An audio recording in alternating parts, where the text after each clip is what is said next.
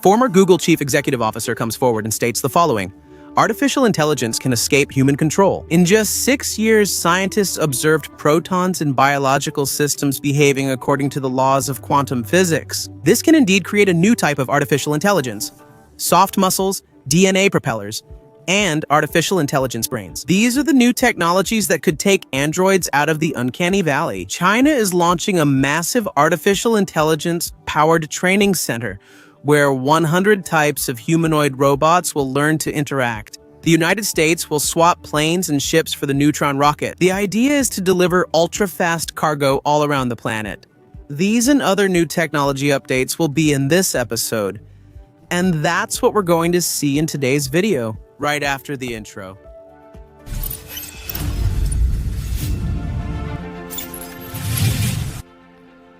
Hello, impressed viewers. I'm Carlos Alves, and you're watching Amazing Reality. If you enjoy our channel, please like. It really helps us. If you can, share this video and leave a comment to help with engagement. Without further ado, let's get to the video. And you must have heard about protons, right? They're found in everything from soap pH to cellular life. But what scientists have found now could change everything we know about them. Researchers have, for the first time, observed protons in biological systems following quantum physics laws. According to this new study, this reveals that life at its most basic level is driven not only by chemistry, but also by quantum phenomena. Scientists from the Hebrew University of Jerusalem led the research supported by the Weizmann Institute and Ben Gurion University. The focus of the study was chiral biological crystals, which are the asymmetric structures found in proteins, such as lysozyme. What they discovered was quite interesting. Protons do not move in isolation. Their movement is directly linked to the spin of electrons, a quantum property similar to a tiny magnetic field. By injecting electrons with certain spins into the crystals, researchers controlled proton mobility. In simpler terms, and we could say understandable ones, scientists found that protons, the small positive particles in atom nuclei, aren't simply moving between molecules in our bodies via chemical means, as we thought. They also follow the rules of quantum physics, which is that strange world where particles can be in two places at the same time and influence each other, even when they're separated, and where things rely more on probabilities than certainties. And maybe you're wondering what the point of this kind of study is? Well, the goal is to understand exactly how life operates at the deepest level. Previously, biochemists and biologists believed cell processes involved only chemical reactions. But what if protons are actually being guided by quantum phenomena, like electron spin and atomic vibrations? That means the very foundation of life is more complex and intelligent than we imagined. Though these phenomena don't directly involve artificial intelligence, they highlight the need to precisely understand and simulate natural phenomena. The discovery could influence the design of these future bio-inspired algorithms,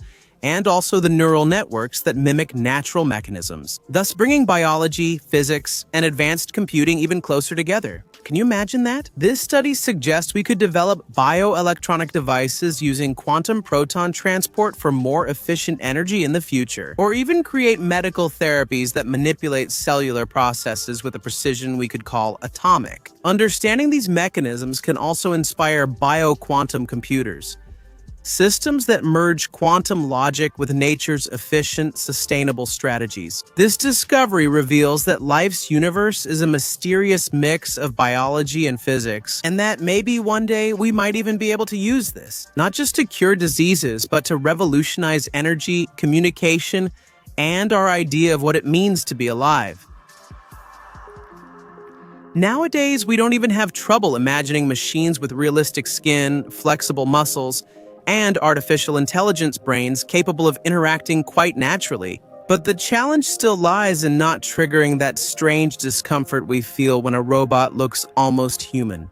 The race to overcome the uncanny valley is accelerating, fueled by progress in soft robotics, genetic memory, and multimodal cognition. Companies like HELL, BOTICS, ENGINEERY, ARTS, EXROBOTICS, and several others are already creating realistic heads equipped with microservos that reproduce human microexpressions. Meanwhile, soft robotics companies like FESTO and CLANROBOTICS have developed bodies, arms, legs, torsos, and even a spine. With pneumatic systems and myofiber actuators, these mimic real muscles, allowing for delicate and, in a way, natural movements. Scientists are also exploring this DNA as an ultra-compact data storage medium, reducing machine weight and boosting cognitive abilities. And in China, they've even tested organoids, which, roughly speaking, are parts of the human brain produced in the lab, on humanoid robots. This isn't just about aesthetics.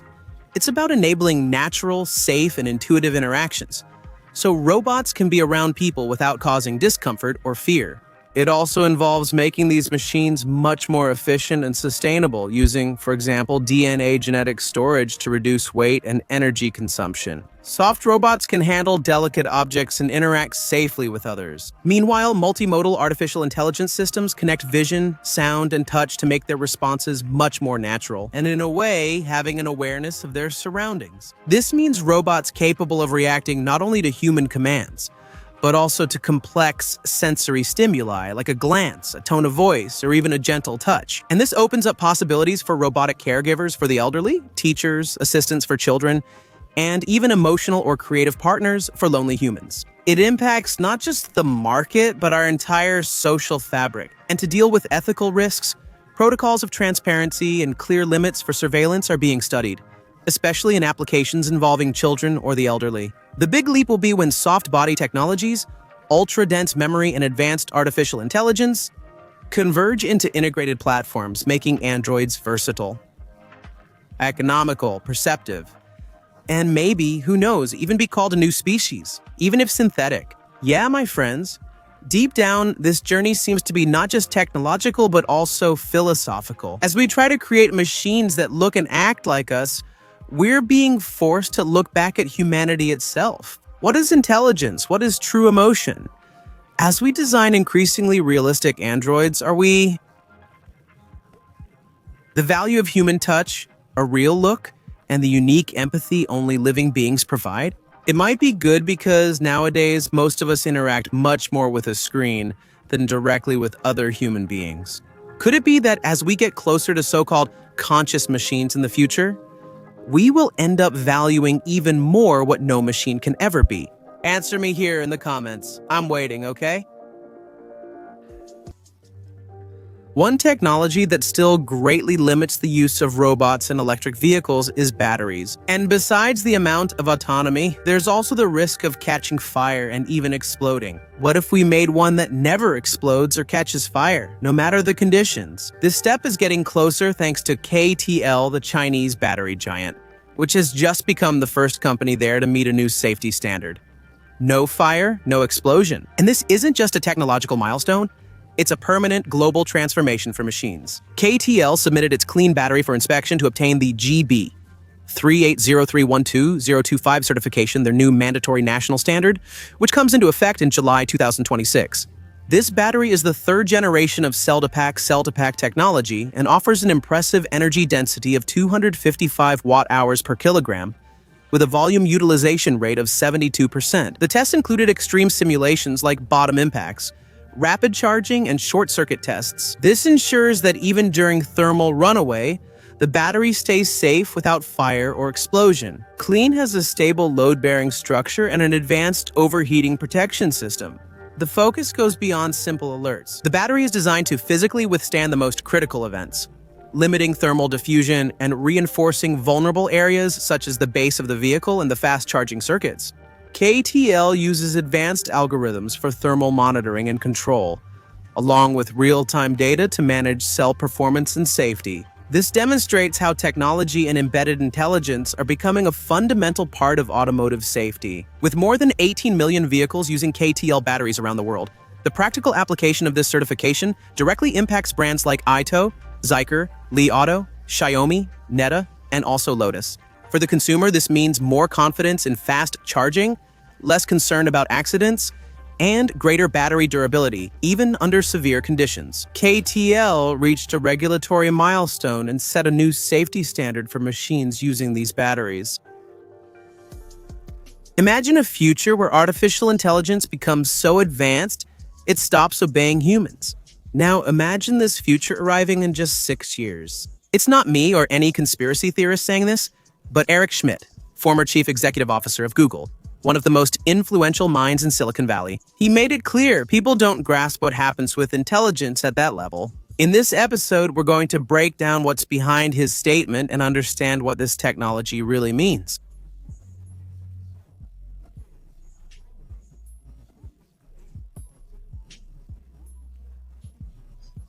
General artificial intelligence, the artificial general intelligence, matches human reasoning, while superintelligence, far surpasses it. It would be smarter than all human beings combined. And, according to Schmidt, this could happen any time from now to 6 years from now, just based on scale and self-improvement capability. He warns that at that point, artificial intelligence could make decisions without consulting humans and, of course, without obeying them. And even more, 99% of all the electricity on the planet would be used just to power these systems. So, is this all reality or just a strategic exaggeration? The statement sounds catastrophic, even nihilistic at a certain point. But here's a counterpoint. The scientific community is not unanimous in this regard. There you go. Many artificial intelligence experts say that we are still very far from artificial general intelligence, let alone artificial superintelligence. Why do such predictions claim it will happen within 6 years? It's just political and economic pressure. Schmidt, a former Google chief executive officer, also heads a think tank that shapes government decisions. He knows that spreading fear can speed up public investments, energy deregulation, and also the dominance of big tech companies in the field of artificial intelligence. Schmidt took his crusade to the United States Congress and declared the following: "We need energy in all forms, renewable or not. It needs to be there and fast. The reason? Artificial intelligence infrastructure requires data centers, which consume a lot of energy. And this has put the industry in direct confrontation with environmental laws." He cites China as a threat, evoking geopolitical fear to push his agenda. And all this while he himself hides direct investments in several rising artificial intelligence startups. A clear conflict of interest that, although technically legal, raises very serious ethical questions. So what's truly at stake here? The idea of super artificial intelligence seems like science fiction, but what's happening now is very real. Artificial intelligence is making stock market decisions. Generative models deceiving humans are already out there, using fake videos that even simulate heartbeats. And platforms are using algorithms to shape public opinion. The question isn't whether artificial intelligence will take over the world on its own. The real question is, who is currently in control of the systems that already dominate important parts of our reality? Until something like what we see in fiction happens, if it ever does, will an apocalyptic scenario with machines really take place? The real threat isn't the machine, but the people behind it. In the end, maybe the biggest danger isn't a super artificial brain, but rather where humans are making a lot of money, using the narrative of fear to further consolidate their power and influence. So, what do you think? Is super artificial intelligence really an imminent threat? Or are we being manipulated by those who want to shape the future to their own liking? Comment below. I want your thoughts. Do you think artificial intelligence will escape our control? Or if the problem is that it was never really ours and never truly under our control? In my opinion, there is indeed a chance that in the future things could go really wrong, to put it mildly. But the real problem right now is us human beings, who, for now at least, are still in control. In this episode, we've discussed realistic humanoids and the risk of things getting out of control. The union of biological systems with quantum physics and batteries that will take care of all the energy for these machines. Let's build a huge facility to train humanoid robots for human tasks. One that collects millions of data points to feed a super artificial intelligence brain. This is already underway in China, where the first National Center for Large-Scale Heterogeneous Robot Training is in Zhangjiang, Shanghai. This center is part of a bold strategy to speed up robotics and artificial intelligence innovation in the Asian country. The National and Local Center for Innovations in Humanoid Robotics spans over 5,000 square meters and houses 100-plus types of robots from more than a dozen companies.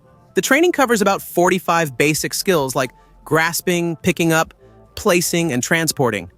collecting up to 50,000 data entries daily when fully operational. Every movement, every attempt, and every adjustment are recorded by the robot's sensors and analyzed to improve their algorithms. A human team repeats the same movements hundreds of times daily, so robots can record even small variations in shape and angle. The system monitors performance in real time and prevents critical errors, ensuring robots learn safely and in control. This includes complex scenarios such as folding clothes, assembling equipment, or even cleaning heavy machinery. The main goal of the center goes beyond simple individual training.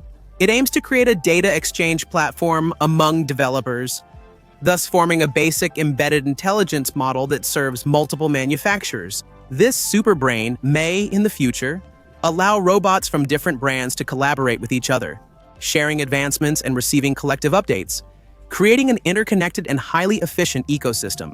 This initiative has wide applications in industry, agriculture, medicine, tourism, and domestic services. The trained robots will be able to work in factories, hospitals, hotels, and even in retail, performing manual tasks that range from organizing items to maintenance in hazardous environments, increasing productivity and, according to them, safety. With this mega structure, China is making a leap in the development of humanoid robots, betting on a shared learning network to accelerate innovations. But that question always lingers, doesn't it? As these robots become more and more capable, what will the impact be on our society and the job market as a whole? In your opinion, will robots free us from physical labor? Or in fact, will we become increasingly dependent on technology to the point where we no longer know how to live without these robots? Give me your opinion down below. And imagine a robot that not only delivers packages, as we already see happening in some cities, but that also no longer needs humans to do the job of loading goods into them or unloading them at someone's door. You order, and a robot handles everything until delivery to your home. This already exists. Leva is a multi-terrain robot created by Swiss engineers and designers that can autonomously transport heavy boxes. Let's see how this robot works and why it could transform operations and city deliveries worldwide. Still a prototype, Leva is a quadruped robot with motorized wheels on its 4 legs and articulated limbs. It rolls efficiently on smooth surfaces like a car, saving energy.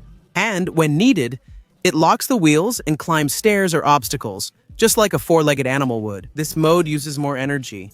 With global positioning system LiDAR and cameras, Leva navigates streets autonomously and avoids obstacles precisely. Its main difference from the previous model, River 1, is its capacity to lift European standard boxes up to 85 kg. Leva uses electric hooks and smart positioning, detecting boxes with 5 cameras on its body and base. They position themselves over the load, bend their legs, hook the box, and stand up. The robot is omnidirectional, able to move sideways to adjust its positioning, ensuring maximum precision and safety during loading. Thanks to integrated artificial intelligence, Leva makes decisions in real time, adjusting its route, avoiding obstacles, and adapting to different terrains. It combines autonomy and intelligent movement, becoming an agile and reliable logistics assistant for urban and industrial environments. When fully operational, Leva will be able to transform sectors like urban logistics, transporting heavy loads between warehouses and delivery points, deliveries in hard-to-reach places such as staircases or uneven terrain,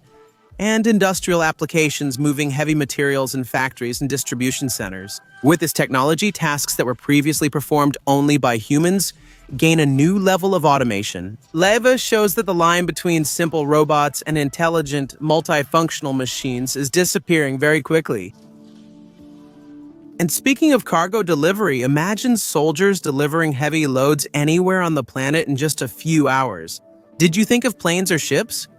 Well, switch that idea and imagine them using rockets. Yes, that vision is about to become reality with Rocket Lab's Neutron rocket, which will join an experimental mission for the United States Air Force. Its goal is to test point-to-point transport for ultra-fast and strategic logistics. The Neutron is a reusable medium-lift rocket that can carry up to 13,000 kilograms to low Earth orbit. It will be used not only to launch satellites, but as we've seen, also to support national security missions and transport experimental cargo back to Earth. Neutron stands out for its ability to land at sea, using the modified barge return on investment as an ocean platform. The United States Air Force's experimental mission is called the Survival Experiment, since it will involve payloads designed to re-enter the atmosphere very safely. These tests will allow us to assess whether sensitive payloads can really be delivered to remote points on the planet without any damage, which is crucial for fast and high-risk military operations. Although the mission is centered on hardware, Rocket Lab uses advanced control and monitoring systems to coordinate launches and landings. Artificial intelligence is integrated into the entire system. These include algorithms that manage the rocket's trajectory, safety during transport, and post-mission data analysis to improve future operations. Besides the military experiment, Neutron enables ultra-fast supply delivery to disaster zones, transport of critical equipment for space missions, support for scientific sample return missions, and entry into the competitive launch market of the National Security Space Launch Program, competing with giants like SpaceX, Blue Origin, and others. That's right, my friends. We are facing a future where global logistics could be redefined, not by ships or airplanes, but by rockets capable of crossing continents in just a few hours. Are we ready for a world where orbital delivery becomes part of the daily routine of the armed forces? And maybe, who knows, even part of our civilian lives as well? Remember that all the sources for this video and the articles you saw are in the description. If you enjoyed our content, make sure to subscribe. There are 2 new suggestions on your screen. Click them, and I'll see you next time. Thank you, bye.